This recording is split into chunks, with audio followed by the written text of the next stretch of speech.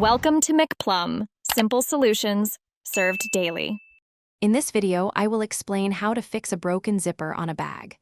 Zippers are essential for securing your belongings, but they can sometimes malfunction. We will cover common problems like a slider that won't move or teeth that come apart.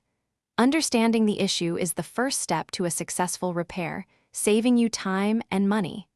Let's get started on these practical solutions. A stuck zipper slider is a common annoyance, but often an easy fix. First, try applying a lubricant such as a graphite pencil lead or a bar of soap directly to the zipper teeth. Then, gently wiggle the slider back and forth, applying light pressure. Avoid forcing it, as this can bend the teeth or break the slider entirely. With a little patience, your slider should move freely again. If your zipper teeth are separating, they might be bent or misaligned. Carefully examine the teeth for any deformities. Using a pair of needle nose pliers, gently reshape any bent teeth back into their original position. It is crucial that all teeth are perfectly aligned for the zipper to function correctly. Once realigned, slowly test the zipper to ensure it closes smoothly and stays shut.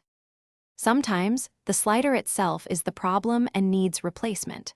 First, determine your zipper's size, usually found on the back of the old slider, and purchase a matching new one. Carefully remove the old slider by prying open the stopper at one end of the zipper. Slide the new slider onto the teeth, then use pliers to crimp a new stopper in place. This ensures the slider remains securely on the track. Thanks for watching. Stay juicy and subscribe.